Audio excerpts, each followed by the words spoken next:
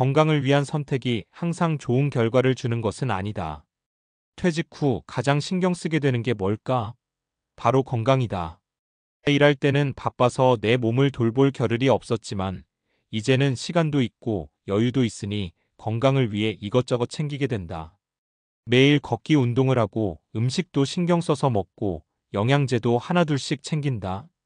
특히 요즘은 TV나 유튜브만 봐도 이 영양제가 혈관에 좋다, 이걸 먹으면 관절이 튼튼해진다 같은 광고가 넘쳐난다. 몸에 좋다는 말에 혹해서 하나둘씩 사다 먹다 보면 어느새 식탁 위에 알록달록한 알약들이 줄지어 있는 걸 보게 된다.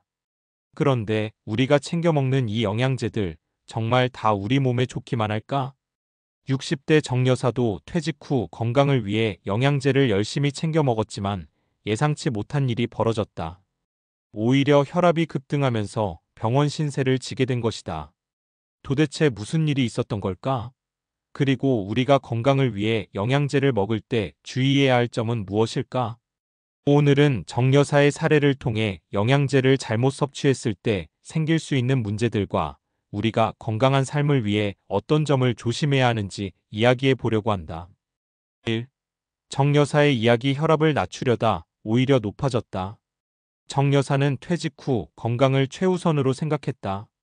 젊을 때는 직장과 가정을 돌보느라 자신을 챙길 시간이 없었지만 이제는 그럴 필요가 없었다. 그래서 건강 프로그램도 찾아보고 건강 서적도 읽고 주변 친구들에게도 물어보면서 건강 관리에 힘을 쏟았다. 특히 혈압이 조금 높은 편이라 자연스럽게 혈압을 낮추는 방법에 관심을 가졌다. 그러다 TV에서 오메가3가 혈압에 좋다는 말을 듣게 되었고 바로 인터넷에서 고가의 오메가3 제품을 주문했다. 그런데 오메가3 하나로 끝나지 않았다. 같이 보면 좋다는 코엔자임 Q10, 홍구까지 추가로 샀다. 그렇게 몇 달 동안 열심히 영양제를 챙겨 먹었는데 이상한 일이 벌어졌다. 혈압이 점점 높아지더니 어느 날은 18만 110까지 올라갔다. 어지럽고 숨이 차서 급히 병원으로 갔더니 의사 선생님이 묻는다. 혹시 영양제 뭐 드세요? 정 여사는 자랑스럽게 말했다. 혈압에 좋다는 오메가3랑 홍국이랑 코엔자임 Q10이요. 그런데 의사는 한숨을 쉬며 말했다. 홍국이 혈압에 도움된다는 말도 있지만 일부 사람들에게는 오히려 혈압을 높이는 부작용이 있을 수 있어요. 게다가 오메가3도 과다 복용하면 혈압을 변동시킬 수 있고요.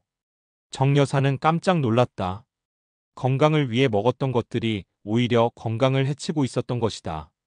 2. 영양제 조심해서 먹지 않으면 독이 될 수도 있다. 우리가 흔히 몸에 좋다고 생각하는 영양제도 몸 상태에 따라 다르게 작용할 수 있다. 정 여사의 사례처럼 본인에게 맞지 않는 영양제를 먹거나 과다 복용하면 오히려 건강을 해칠 수 있는 것이다. 다음은 영양제를 잘못 복용해서 문제가 된 또 다른 사례들이다. 사례 1. 관절 건강을 위해 글루코사민을 먹다가 당뇨가 악화된 65세 김씨. 김씨는 무릎이 자주 아파서 병원을 찾았더니 의사가 글루코사민을 추천했다. 그런데 며칠 후부터 혈당이 계속 올라갔다. 알고 보니 글루코사민이 일부 사람들에게 혈당을 높이는 부작용이 있을 수 있었던 것이다. 당뇨를 앓고 있는 김씨에게는 독이 된 셈이다. 사례 2. 면역력을 위해 비타민C를 과다 복용했다가 위염이 심해진 62세 박씨. 박씨는 면역력을 높이기 위해 비타민C를 하루 3,000mg씩 섭취했다. 그런데 속이 쓰리고 소화가 안 되는 일이 잦아졌다. 병원에 가보니 비타민C의 과다 복용이 위를 자극해 위염을 악화시킬 수 있다는 말을 들었다. 사례 3. 갱년기 증상을 완화하려고 이소플라본을 먹었다가 갑상선 문제를 겪은 58세 이씨. 이씨는 갱년기 증상이 심해 이소플라본이 좋다는 얘기를 듣고 꾸준히 복용했다. 하지만 몇 달 후 갑상선 기능 저하 진단을 받았다. 알고 보니 이소플라본이 갑상선 기능에 영향을 줄 수 있다는 연구 결과가 있었다. 3. 영양제 이렇게 먹어야 건강을 지킬 수 있다. 그렇다면 우리는 영양제를 어떻게 먹어야 할까? 필요한 것만 먹기. 모든 영양제를 다 먹을 필요는 없다. 혈액 검사나 건강검진을 통해 내 몸에 부족한 영양소를 확인한 후 꼭 필요한 것만 섭취하는 것이 좋다. 하루 권장량을 지키기.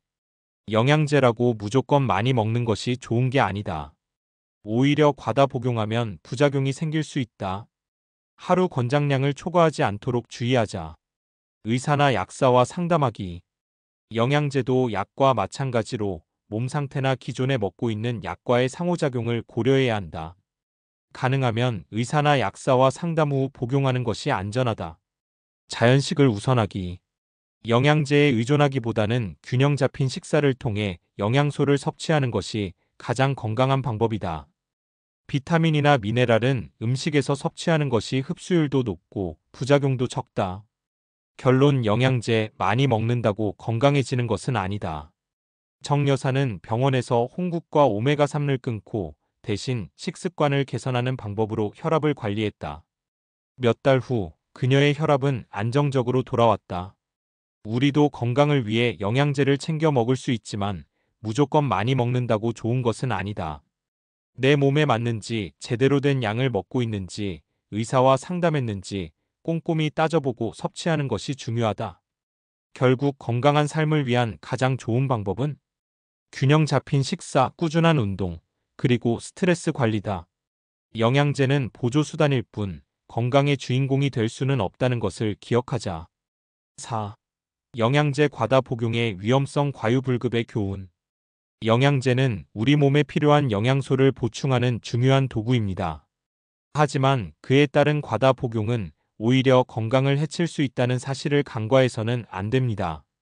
많은 사람들이 더 많이 먹으면 더 좋다는 생각을 하곤 하지만 과학적으로 보면 그 반대일 수 있습니다. 1. 비타민 A 독성 위험성. 비타민 A는 중요한 항산화제이며 눈 건강과 면역 시스템에 필수적인 역할을 합니다. 그러나 비타민 A는 수용성이 아닌 지용성이기 때문에 체내에 축적될 수 있습니다. 과도한 섭취는 체내에 축적되어 중독 증상을 유발할 수 있습니다. 과잉 섭취 시 증상 구역질, 구토, 피로, 두통, 심한 경우 간 손상까지 이어질 수 있습니다.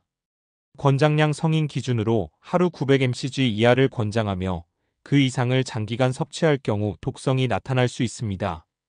이 칼슘 신장 결석과 심혈관계 문제. 칼슘은 뼈와 치아를 건강하게 유지하는 데 중요한 역할을 하지만 과다 복용은 심각한 부작용을 일으킬 수 있습니다. 특히 칼슘이 체내에 과도하게 쌓이면 신장 결석이나 심혈관계 문제를 일으킬 수 있습니다. 과잉 섭취 시 증상 배뇨 이상, 복부 통증, 심한 경우 신장 결석 형성 및 심장에 악영향을 미칠 수 있습니다. 권장량 일반적으로 성인은 하루 1000-1200mg 정도가 적당하며 그 이상은 체내에 불필요하게 축적될 수 있습니다. 3. 철분 체내 산화작용과 장기 손상. 철분은 빈혈을 예방하는 중요한 미네랄이지만 과다 복용할 경우 산화 스트레스를 유발하고 장기적으로는 간과 심장에 손상을 줄 수 있습니다. 과잉 섭취 시 증상 배탈, 변비, 폭통, 장기적으로 간 손상, 심장 질환까지 유발할 수 있습니다. 권장량 성인 남성은 하루 8mg, 여성은 18mg 적당하며 과다 복용은 체내 산화작용을 촉진시킬 수 있습니다. 5. 영양제 선택 시 고려해야 할 과학적 원칙. 그렇다면 영양제를 선택할 때 어떤 기준을 따라야 할까요? 무작정 구입해서 먹는 것보다 과학적 근거와 의학적 원칙을 바탕으로 섭취하는 것이 중요합니다. 1. 혈액 검사로 내 상태 점검하기.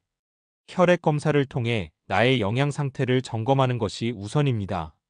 예를 들어 철분 수치가 낮다면 철분을 보충하는 것이 맞지만 만약 철분 수치가 이미 충분히 높다면 굳이 추가적인 철분을 섭취할 필요는 없습니다.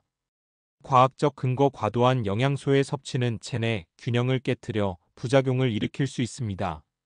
따라야 할 원칙. 각 영양소는 서로 상호작용을 하기 때문에 필요한 만큼만 섭취해야 합니다. 예를 들어 비타민 D와 칼슘은 서로 보완적으로 작용하는데 칼슘을 많이 섭취하면 비타민 D의 흡수를 고려해 조절할 필요가 있습니다. 이 식이요법 우선, 보충제는 보조적 역할, 영양제는 어디까지나 보조적인 역할을 합니다. 가장 중요한 것은 자연식품을 통한 균형 잡힌 식사입니다. 과학적 연구에 따르면 음식을 통해 섭취하는 영양소가 체내 흡수율이 더 높고 효율적이며 영양소 간의 상호작용도 자연스럽게 이루어집니다. 과학적 근거 자연식품에서 얻은 영양소는 체내에서 더 잘 흡수되고 영양소 간의 밸런스를 맞춰줍니다. 예를 들어 채소에 있는 비타민C는 철분의 흡수를 돕기 때문에 비타민C와 철분이 함께 있는 음식을 섭취하는 것이 이상적입니다. 3의사나 전문가와 상담 후 복용. 어떤 영양제를 먹을지 고민되면 의사나 약사와 상담하는 것이 가장 안전합니다.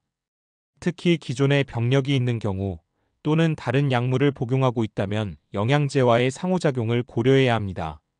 과학적 근거 특정 영양소는 약물과 상호작용하여 약효를 방해하거나 부작용을 일으킬 수 있습니다. 예를 들어 비타민 K는 혈액 응고에 영향을 미쳐 항응고제와 함께 복용하면 부작용을 일으킬 수 있습니다. 결론 영양제 제대로 먹으면 건강에 든든한 지원군. 우리가 영양제를 먹을 때 가장 중요한 것은 적절하게, 정확하게 섭취하는 것입니다. 모든 영양소는 우리 몸에 필수적이지만 과유불급이라는 말처럼 과다 섭취는 부작용을 일으킬 수 있습니다. 영양제는 우리의 건강을 돕는 보조수단이지 주된 방법이 되어서는 안 됩니다. 규칙적인 운동과 균형 잡힌 식사 그리고 적절한 영양제 섭취가 건강한 삶을 유지하는 데 핵심입니다. 그러므로 영양제를 먹기 전에 내 몸의 상태를 확인하고 의사나 전문가의 조언을 받는 것이 중요합니다. 과학적 근거에 기반한 영양제를 적절히 섭취하여 건강한 삶을 유지하는 데 도움을 받을 수 있기를 바랍니다.